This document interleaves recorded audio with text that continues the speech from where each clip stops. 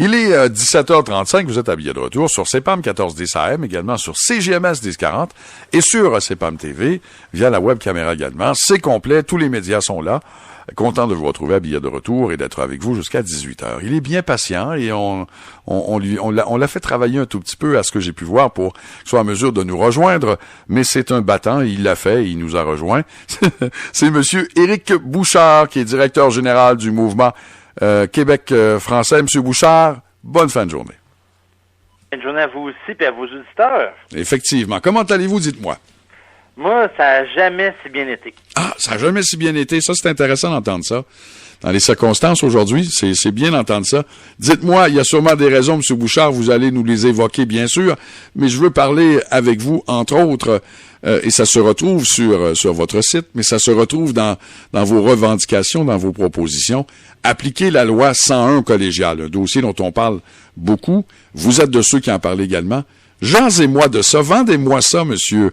Bouchard, la loi 101 au collégial. Bon, ben, dans le fond, pourquoi ça va bien?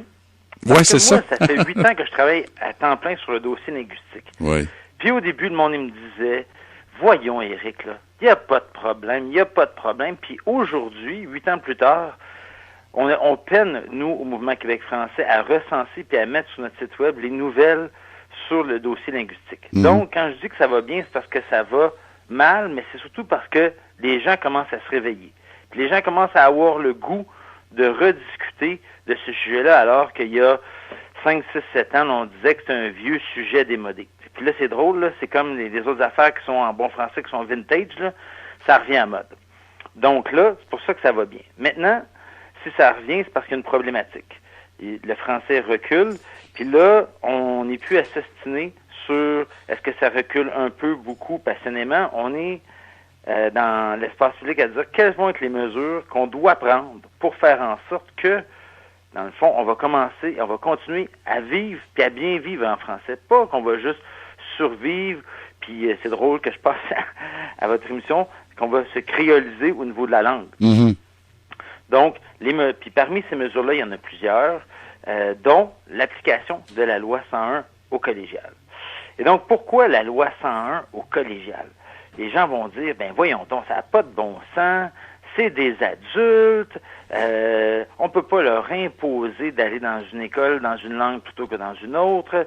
Puis en plus de ça, si on applique la loi 101 au collégial, ce qu'on va faire, c'est qu'on va les empêcher, ces jeunes-là qui ont 17, 18, 19 ans, d'apprendre l'anglais. Donc ça, c'est les principales objections. Maintenant, pourquoi là, puis pourquoi pas ailleurs? Pourquoi pas parler d'affichage? Mm-hmm. Eh bien, parce que la langue dans laquelle tu étudies, surtout au postsecondaire, c'est extrêmement important parce que les études le montrent, puis je pourrais vous détailler les études, que quand tu étudies en anglais au postsecondaire, surtout au cégep, ben, tu vas aller à l'université en anglais. C'est pas mal en soi. Tu vas suivre ton parcours. C'est ça, tu vas suivre ton parcours. Mmh. Puis là, on s'entend pour les auditeurs, là, moi, je suis pas en train de pointer du doigt et de dire que c'est mal ou c'est bien. Je suis en train d'expliquer les conséquences. Donc, tu étudies en anglais au cégep, à peu près 99% des gens qui ont étudié en anglais au cégep vont aller à l'université en anglais. Puis quand tu as étudié au cégep puis à l'université en anglais, ben, tu vas travailler en anglais quand tu vas être adulte. Puis ça, c'est l'enquête sur les ménages de Statistique Canada qui dit ça. Puis là, ça dit quoi? Ça dit que Puis là, il y a des gens qui vont dire, mais oui, mais moi, je suis un francophone. C'est pas vrai ce que dit M. Bouchard. J'ai étudié en anglais à Dawson, j'ai étudié en anglais à McGill, puis moi, je travaille en français. C'est pas vrai ce qu'il dit. Ce que les statistiques disent, c'est que les francophones, eux, qui vont avoir suivi le parcours en anglais, vont travailler à 50% en anglais le reste de leur vie. Ça veut dire qu'à 25 ans, lorsqu'ils vont commencer à travailler, ben là, ils seront pas dans le haut de l'échelle. Mais là, plus tard, plus ça va aller, ben là, plus ils vont devenir des patrons lorsqu'ils vont avoir 40, 45 ans. Puis là, ben, s'ils travaillent tranquillement dans leur petit bureau avec leur logiciel en anglais, ben plus tard, quand ils vont devenir des patrons, ben ils vont imposer l'anglais, qu'ils soient des francophones, des anglophones ou des allophones. Chez les allophones qui étudient en anglais maintenant, c'est là la statistique est intéressante, 3 allophones sur 4 qui étudient en anglais travaillent en anglais par la suite. Mais la statistique à l'opposé, c'est 3 allophones sur 4 qui étudient en français au postsecondaire travaillent en français. Donc, si on veut franciser le monde du travail, ben il faut, en amont, faire en sorte que nos travailleurs soient formés en français. À Toronto, il s'évertue pas à faire en sorte que les gens soient formés en anglais pour qu'ils aillent travailler, soient formés en français pour qu'ils aillent travailler en anglais par la suite. À Toronto, ils forment les gens en anglais, puis les gens vont travailler en anglais par la suite. À Berlin, on forme les gens en allemand, puis les gens vont travailler en allemand par la suite. Ça les empêche pas par la suite, par contre, les Allemands, d'apprendre une deuxième puis une troisième langue. Ça, là, c'est pas de ça dont on parle. Le mouvement Québec français n'est pas en train de dire, là, on veut garder, là, tous les francophones dans leur maison, puis tous les francophones au Québec pour être sûr, là, puis on veut pas qu'ils apprennent une autre langue pour être sûr que ces gens-là, là, que nos petits Québécois, ils restent chez nous. Moi, je pourrais pas dire ça. Je parle moi-même 4 langues. Je parle français, anglais, espagnol, catalan. Donc, le bilinguisme individuel, là, puis le polylinguisme individuel, c'est une richesse. Mais c'est quand ça devient que c'est l'État qui met tout son poids par les études, parce que nous autres, on finance avec nos impôts, là, tout l'argent qu'on met dans les institutions universitaires de langue anglaise, puis tout l'argent qu'on met dans les institutions collégiales en anglais, ben c'est sûr et certain que l'État favorise, dans le fond, le travail en anglais, parce que tous ceux qui travaillent à McGill, tous ceux qui travaillent à Dawson, puis tous ceux qui travaillent à Concordia, ben c'est clair que la langue de travail, oui, il y en a qui vont dire on est capable de travailler en français, mais la langue de travail entre les collègues, c'est l'anglais. Puis la langue de commerce, la langue avec tous les commerces aux alentours, que ce soit des salons de coiffure, des commerces, des restaurants, ben ça influence le fait que ça se passe en anglais. Donc, hey, vous êtes, on dirait que c'est rare, mais c'est rare qu'on me laisse de la place comme ça. Ben, moi, c'est mon but. Premièrement, c'est ce que je fais avec mes entrevues. Mais, ne vous inquiétez pas, Monsieur Bouchard. J'ai des questions et des arguments pour vous. Puis, si vous me laissez la chance, je vais y aller. Mais je tiens toujours à ce que mes invités... C'est vous qui êtes mon hôte. Ben, bien sûr, mais je laisse toujours la chance à mes invités d'y aller avec leur philosophie, leur pensée, parce que elle est aussi bonne et valable que la mienne et que celle des autres. Monsieur Bouchard, il faut savoir une chose aussi, c'est que le Parti québécois, le PQ, dans cette application de la loi 101 collégiale, comme il le voit, il y a des petites variantes qui font pas votre affaire, qui, selon vous, pourraient être changées. Je pense à 0548, où on dit les étudiants allophones et francophones qui choisissent aujourd'hui un cégep anglophone pour y acquérir une meilleure connaissance de l'anglais pourront atteindre le même objectif légitime, mais en choisissant pour y arriver un cégep francophone. Il y a des petites variantes que vous aimeriez voir, qui ressemblent à 0548. Des petites choses que vous aimeriez voir pour les remplacer donc par d'autres propositions. Bien, évidemment. Parce que là, ce qu'on parle, le Parti québécois, présentement, là, jusqu'au mois de septembre, là, il y a des congrès de circonscription. Puis il va y avoir des congrès régionaux. Puis après ça, il va y avoir un méga congrès là, au mois de septembre, où là, les péquistes, qui font partie des exécutifs de comté, ils vont choisir ce que va être le programme du Parti québécois. En 2011, la dernière fois qu'il y a eu un congrès, la dernière fois que le Parti québécois, puis les membres ils ont travaillé à l'élaboration d'un programme, ben, ils ont travaillé puis ils ont décidé à la quasi-unanimité rendue au mois d'avril 2011 que ce serait une bonne idée d'appliquer la loi 101 au collégial. Et ce qu'ils se sont dit aussi, les péquistes, à cette époque-là, ils ont dit ouais, c'est parce que on est pour que le monde apprenne leur métier en français, mais on voudrait que les gens puissent apprendre ou perfectionner une deuxième puis peut-être une troisième langue. Fait que là, moi, à l'époque, j'étais attaché politique de Pierre Curzi. Fait que là, les jeunes du PQ, les comités des jeunes du Parti québécois, ils sont venus nous voir et ils ont dit, on le sait, Éric, puis on le sait, M. Curzi, que ce que vous proposez, c'est une bonne chose pour le français au travail, mais on veut pas que nous puis nos collègues, puis le monde de notre âge, on soit empêchés d'apprendre une deuxième puis une troisième langue. On a dit, OK, qu'est-ce qu'on fait?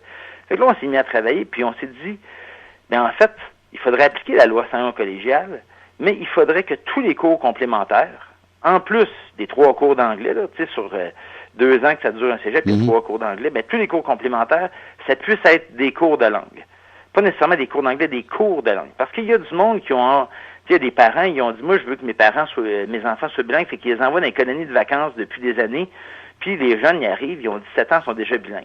Fait que ça leur donnerait quoi de faire des cours de plus en anglais? Mais il y a du monde qui disent, moi, par contre, mes enfants sont bilingues, j'aimerais ça qu'ils commencent à apprendre l'espagnol, puis peut-être même le mandarin.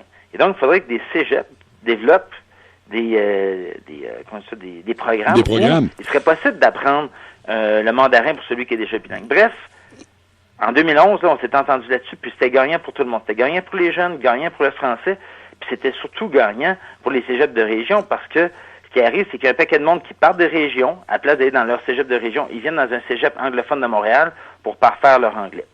Donc, tout le monde était gagnant. Là, M. Lisée puis le Parti québécois on est rentré encore dans le processus, puis ils ont décidé que la loi 101 collégiale ne faisait pas partie de ce qu'on appelle la proposition principale. Parce que le PQ fonctionne de même. Il écrit, dans le fond, un gros brouillon, qui s'appelle la proposition principale, puis il disait aux membres, il dit, ce brouillon-là, peaufinez-moi ça. Et donc, si le Parti québécois et M. Lisée avaient repris ce qui avait déjà été adopté en 2011, ben là, on n'aurait pas dit, voyons donc, ça n'a pas de bon sens. Dans le brouillon, il y aurait déjà ce qui avait été adopté en 2011. Mais M. Lisée a décidé de le retirer. Et c'est là où je veux en venir, et je dois vous interrompre, M. Bouchard, c'est là où je veux en venir. C'est que là, c'est le mouvement, c'est bien sûr le politique qui peut changer tout. Donc, le Parti québécois, on s'entend, là, les alliés, c'est le Parti québécois pour en arriver là. Vous avez cette décision de M. Lisée, cette façon de faire du Parti québécois. Et là, on en est où? Parce que je sens pas, moi, d'ouverture de M. Lisée. Le contraire pourra m'être montré, mais je sens pas l'ouverture pour changer. Est-ce que vous en sentez une? Est-ce qu'il y a des discussions qui se font présentement qui vous laissent croire qu'on pourrait aller au niveau politique, peut-être vers un retour à 2011 puis une continuité? Ben, la seule façon qu'on va pouvoir arriver à 2011, pour notre part, puis juste être sûr pour les auditeurs, là, moi, je suis pas en guerre avec M. Lisée, puis je suis pas en guerre avec le Parti québécois. Non, sauf que, moi, comme organisation, la première chose de ma plateforme, là, qui est inscrite, c'est appliquer la loi 101 collégiale. Les gens qui donnent au Mouvement Québec français, c'est ça qu'ils veulent que je fasse. Donc, moi, je suis en train d'organiser, de faire en sorte, je mets des vidéos, j'invite les gens à aller sur le site web du Mouvement Québec français, je mets de l'argumentaire, des vidéos, des études qui prouvent tout ce que je viens de vous dire, puis je le distribue aux membres du Parti québécois. Puis là, les membres du Parti québécois, ils vont peut-être se dire, ouais, ça a bien de l'allure ce que dit le Mouvement Québec français. Puis nous autres, on va travailler fort pour que le brouillon, qui s'appelle la plateforme, ben on inclut l'application de la loi 101 collégiale. Puis il y a peut-être du monde qui vont dire, ouais, c'est parce qu'on voudrait pas froisser le chef. Mais ça, là, tout ça va se solder au mois de septembre. Pour l'instant, puis je l'ai dit de façon amicale à M. Lisée, j'ai dit, ça va être une belle bataille, M. Lisée. Puis je dis, au bout du compte, ce qu'il va faire, c'est qu'on va être amis ou pas par la suite, c'est la façon dont on va le faire. Va-t-on se lancer des flèches ou ben non, ou bien va-t-on rester sur l'argumentaire puis sur les données? Fait que si le combat est juste, c'est parfait ça. C'est normal que dans un parti politique, qu'il y ait des organisations de la société civile qui disent à un parti politique, là, mon cher parti politique, ça n'a pas de bon sens ce que tu fais. Imaginez il y a 20 ans là, de dire on stoppe le pipeline de l'Ouest. La majorité du monde aurait dit ça n'a pas de bon sens. Mais aujourd'hui, je pense que le Parti québécois en est rendu à faire ça. C'est parce que des organisations de la société civile de l'environnement qui ont travaillé tellement fort, qui ont convaincu non seulement les membres du Parti québécois, mais une bonne partie de la population. Et donc, le chef, lui, fait en sorte qu'il va dire, ben, c'est vrai que ça n'a pas d'allure le pipeline. Ben, on fait la même chose avec le français. Mais si c'est pas au mois de septembre cette année, ben, ça se peut que ce soit dans 3, 4, 5 ans. On est patient. L'avenir est long, mais nous sommes patients. Monsieur Bouchard, passionnant. Merci beaucoup. Est-ce que vous serez, je dois faire vite parce que j'ai une autre entrevue, mais est-ce que vous serez à la marche sans une victoire pour le français? Je ne serai pas là puisque je suis pris, mais j'ai déjà participé à d'autres événements, mais je vous invite tout le monde à aller à ce que fait M. Mario Beaulieu du Bloc québécois dimanche prochain. 101 victoire pour le français.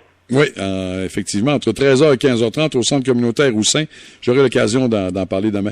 Monsieur Bouchard, merci infiniment de vous être arrêté. Comme vous avez vu, vous avez eu l'occasion d'expliquer à nos auditeurs et auditrices de CPAM et CJMS votre point de vue. Éric Bouchard, directeur général, bien sûr, du mouvement Français-Québec, du mouvement Québec français. Québec français, on va y arriver, on va dire en français, M. Bouchard. Merci infiniment, passez une bonne soirée. Merci à vous, au revoir. Merci, au revoir.